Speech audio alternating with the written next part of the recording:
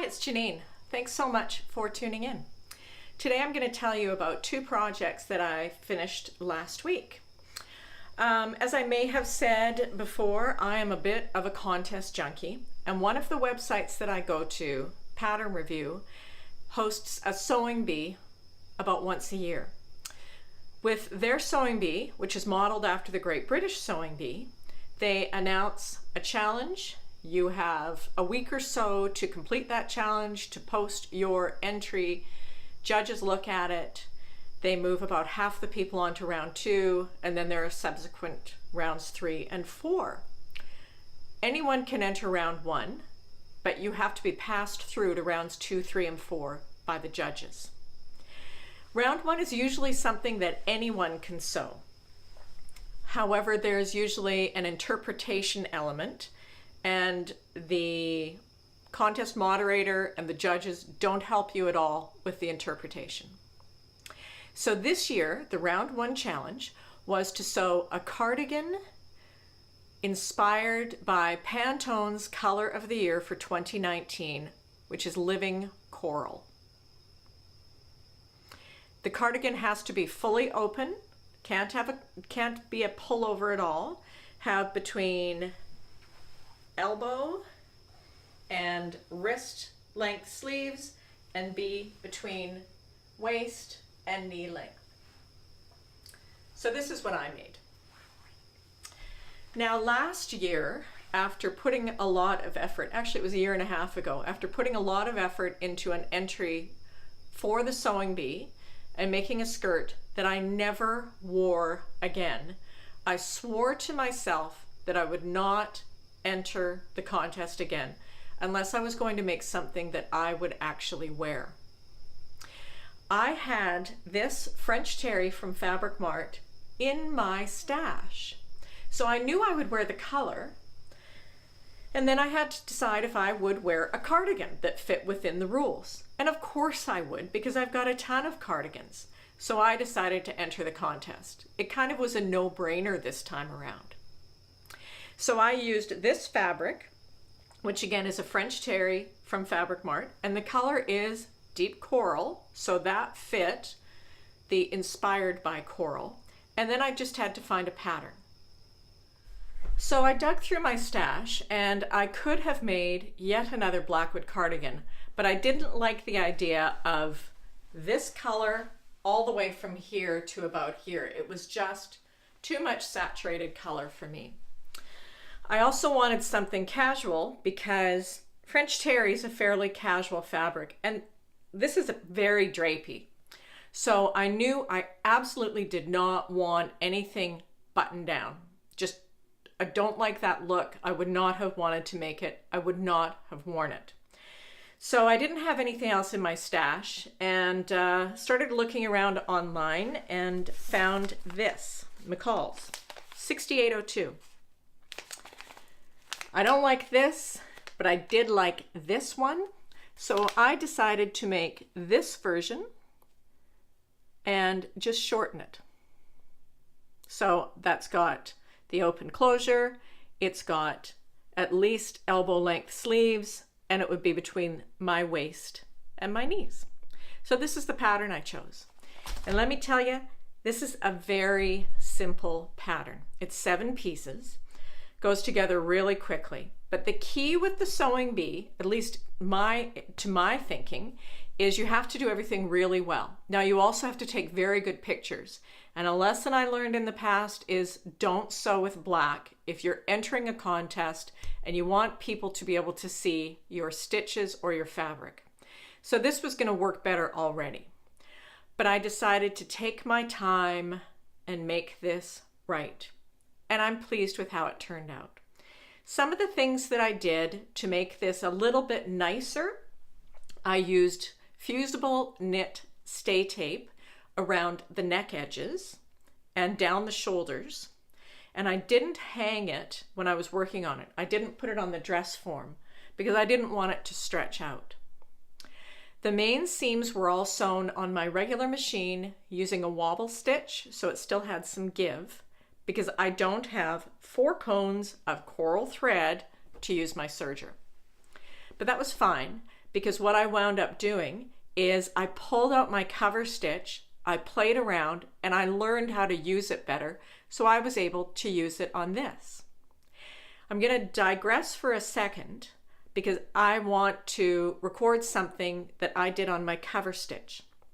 The machine I have is a Brother CV3550, which is a top cover stitch machine. So it does regular cover stitch, but then it can also do the top stitch like you'd see on athletic wear. I've struggled with two things: skip stitches. So I've learned to make sure I have the right needles, and I've also started using woolly nylon when I can in the looper. But the toughest thing with that machine is when you pull the fabric out after stitching, you have to really yank it, and I figured out something with this project. So I'm just going to insert a really quick 1-minute video here that might help somebody else who has a cover stitch like mine, or maybe even another cover stitch. So that's coming up right here. I'm using my Brother CV3550 cover stitch, and I've just figured out how to much more easily finish off a seam, because on this you have to really yank it. So hang on, and I'm going to show you.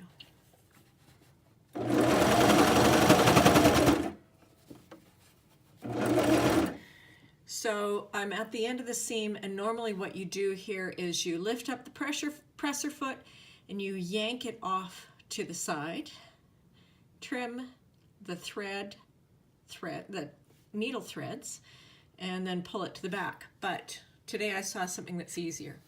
So you make sure that the wheel is all the way at the top, lift the presser foot, and then what I'm using is a big darning needle, and I'm putting it underneath and grabbing threads, and I'm just going to cut them, and then I can pull out, and that's it. No pulling, no problems. The needle threads pulled through to the back, and that's it. Happy, happy day. Figured this out.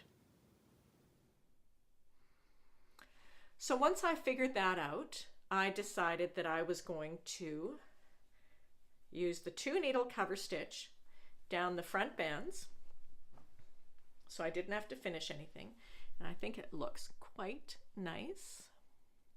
Still has lots of stretch.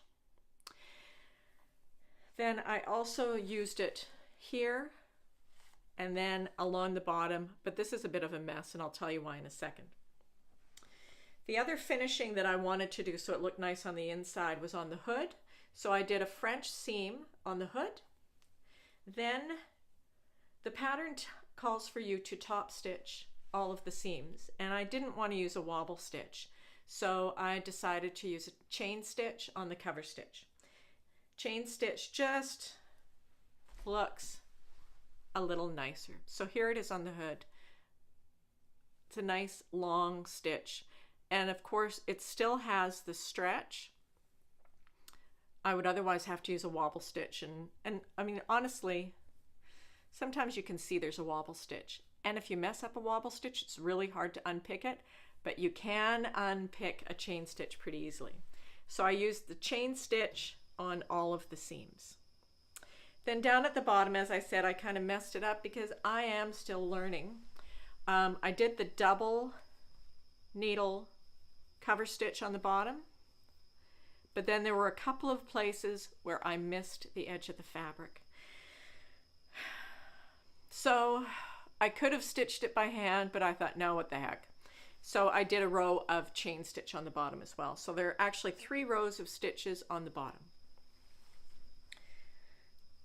Now the other thing that I thought turned out really nicely, I've got several different labels that I bought at Dutch Label, and one of them actually had a bee. So maybe it bodes well for me. I kind of doubt it. But this took me 4 hours, and I really like it. So it met the key criteria, which was something I would wear.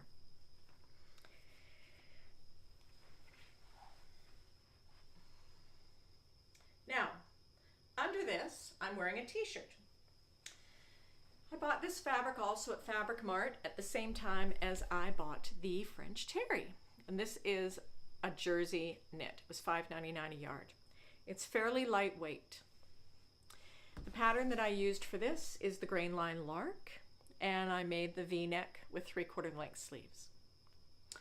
I was surprised at how lightweight it was when I started cutting it, but I'm actually pleasantly surprised by how it drapes, because it doesn't cling. Now, I added just a smidge to the seam allowances, not much, maybe a total of 1/3 of an inch to each side, but I just wanted to make sure that it didn't catch on anything that could be caught. But yeah, I'm happy with this. I made this on the serger and the cover stitch machine. I figured I may as well make something I could wear under the cardigan, but also stitch up whatever else was in the same color while I had the right colored thread in the machine. So that's what I made last week. And the judges are looking at the sewing bee entries. I mean, honestly, I do not expect to make it to round 2. I know I will not, because there are a lot of people who either have way more talent than I do, or they just wanted to invest more time than I did. My goal was to make something I'd wear. If I moved on, great. If not, I'm certainly not going to be heartbroken. But that's what I've done. I've got a lot of other sewing to show you. I just had to kind of get through some things. I took on presidency of my ASG chapter starting January 1st, so I had to just learn a whole bunch of stuff about that organization before I could get back into my sewing room. But I'm ready to sew again, and I'm ready to show you some of the things that I'm making.